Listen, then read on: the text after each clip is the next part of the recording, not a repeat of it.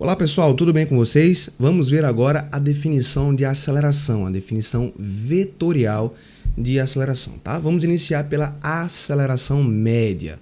Definição. A aceleração é outra grandeza cinemática vetorial definida como a razão entre a variação do vetor velocidade dividido pelo intervalo de tempo em que essa variação acontece.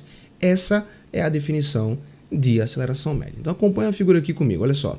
Imagine um corpo que descreve essa trajetória meio aqui em espiral, né? Então, como a gente já viu, o vetor de deslocamento é tangente à trajetória. Então, no ponto P1, eu tenho o vetor deslocamento não, gente, desculpa, o vetor velocidade instantânea. Então, nesse ponto P1, a velocidade é tangente à trajetória e é representada por esse vetor aqui. No ponto P2, a velocidade também é tangente à trajetória e é representado por esse vetor bem aqui, tá? Então, eu tenho aqui a velocidade V1, eu tenho aqui a velocidade V2, ok? E aí, de P1 para P2, a partícula experimenta uma variação de velocidade ΔV, definida como sendo velocidade final menos velocidade inicial, né? ΔV, velocidade V2 menos velocidade V1. Graficamente, basta a gente fazer a subtração desses dois vetores, que já vimos na nossa aula de vetores, como fazer subtração vetorial, a gente encontra essa figura aqui, ó. Então, para encontrar o módulo do vetor ΔV, pessoal, basta fazer Pitágoras, né?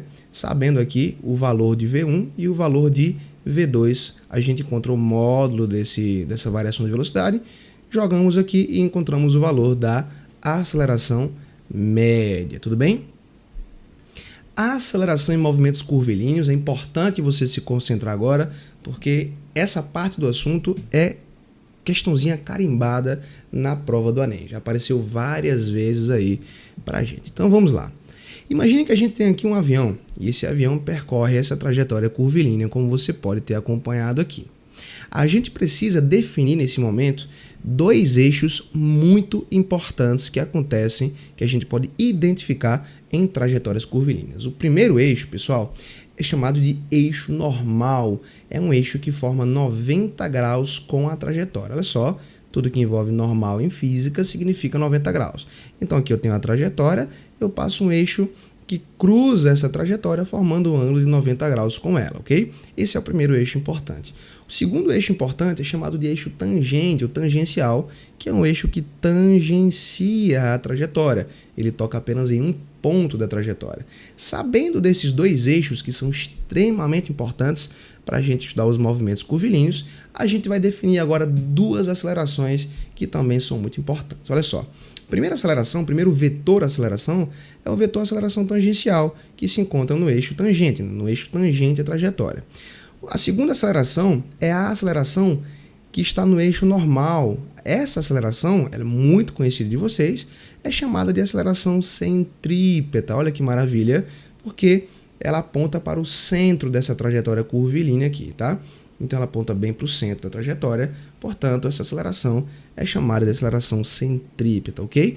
E a aceleração resultante do movimento, ou simplesmente a aceleração, é a soma vetorial dessas duas acelerações.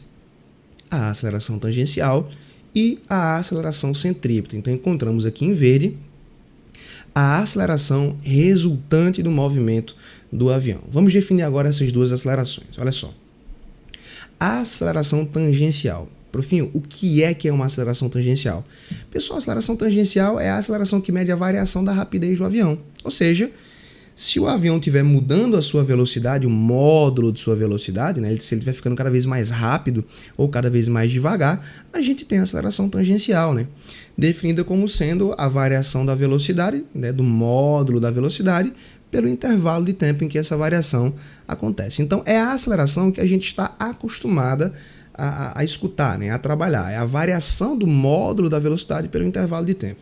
Já a aceleração centrípeta, que está aqui no eixo normal, ela é uma aceleração que mede a variação da direção do vetor velocidade do avião.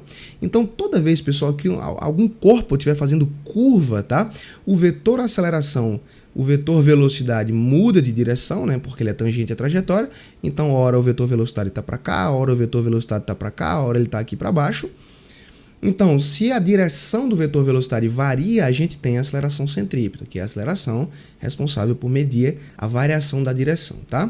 Matematicamente, a gente calcula a aceleração centrípeta como sendo o módulo da velocidade do avião ao quadrado dividido pelo raio da curva ou raio da trajetória, né? Raio da trajetória aqui que o avião está perfazendo, tá? Então, duas equações muito importantes, duas definições muito importantes, a aceleração tangencial e a aceleração centrípeta. Por Pitágoras, a gente consegue encontrar o valor da aceleração resultante, né? A aceleração resultante ao quadrado vai ser a aceleração tangencial ao quadrado mais a aceleração centrípeta ao quadrado, para a gente encontrar essa aceleração resultante aqui. Vamos agora fazer alguns exercícios e ver como funciona a teoria da aceleração em movimentos curvilíneos. Acompanhe o próximo vídeo.